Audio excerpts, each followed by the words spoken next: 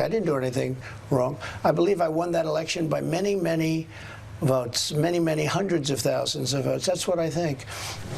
All right, folks, now just a note, Newsmax has accepted the election results as legal and final. This is Michael Popak, Legal AF. It's gotten so bad now for right-wing media that as soon as they have Donald Trump on and he starts talking in the interview about the fact that he won the election and seriously believes that and got more votes than Joe Biden and it was all rigged against me, they have to immediately go to a disclaimer, cut off Donald Trump, and then tell the public that everything that guy just said, we don't agree with, that the network believes that the election was fair and legal and valid and Joe Biden won. That's how bad it is.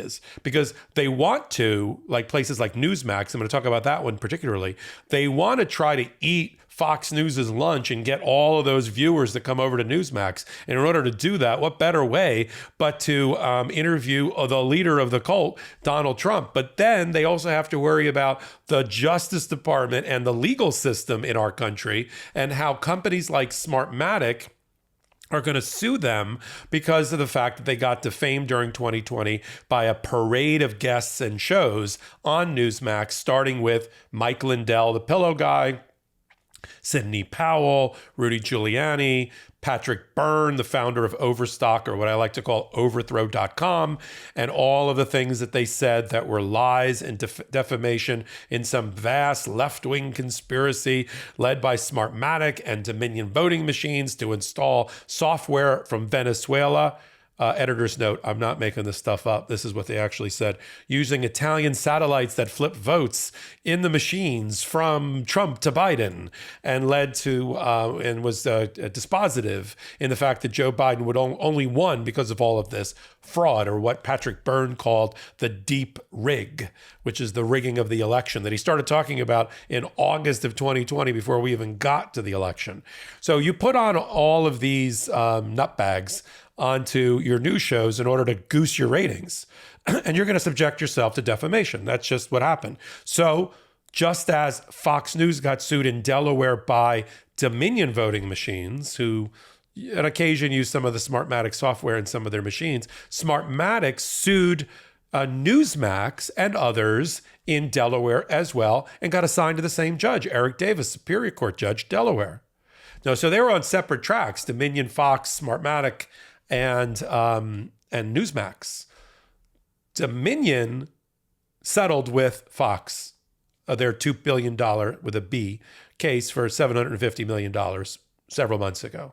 That was the case where all of the emails from Tucker Carlson and Rupert Murdoch and the president of the network and Maria Bartiromo and Lou Dobbs tanked and torpedoed the case for Fox News because they knew or should have known based on those emails and communications that what they were saying about Dominion was a lie. And yet to boost the ratings, right, they kept putting on Sidney Powell, Rudy Giuliani, and others to talk about this Sidney Powell concocted, Donald Trump promoted conspiracy to rig the election. Newsmax was doing the exact same thing. And then when Fox, in this fight for the same viewer, they were trying to out-crazy each other.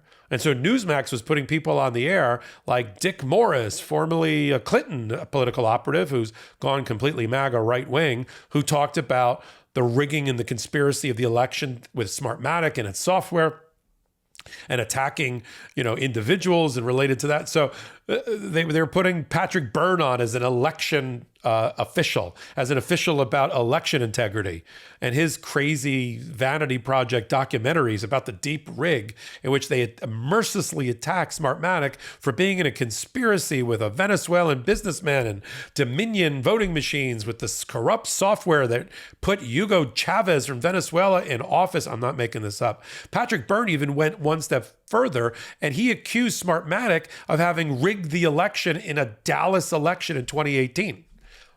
Based on representations made to him by Sidney Powell. Now, Patrick Byrne is a very interesting character. Side note, he was also part of Team Crazy that was in the White House and in the Oval Office in December of 2020, trying to lobby President Trump, along with Rudy Giuliani and Mike Flynn and Sidney Powell, to suspend the Constitution, implement martial law, and seize voting machines. That Patrick Byrne. So these are the people that Newsmax, this is the content on Newsmax, this right-wing MAGA. And so when they got sued under the same model that Dominion sued Fox, same judge, same courthouse, except their trial is going to be in 2024.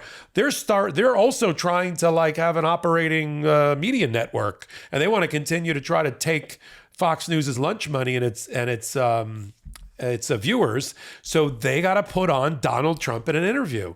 But as soon as Donald Trump goes off the rails, which is, within a minute, and starts talking about the fact that he was the winner of the election, then they got to go to plan B, which is to apologize and do a disclaimer. Now, they don't do it to Trump's face, as you'll see in the video clip we're going to play.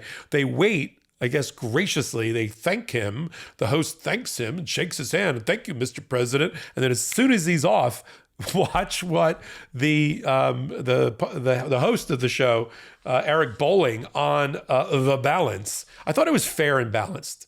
At least on Fox News, they at least said they were fair and balanced. Here on Newsmax, it's just The Balance.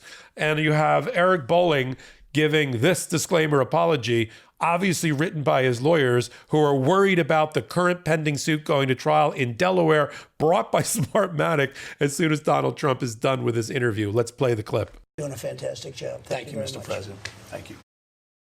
Hi, I'm Kevin Michalowski, executive editor of Concealed Carry Magazine, and I want to tell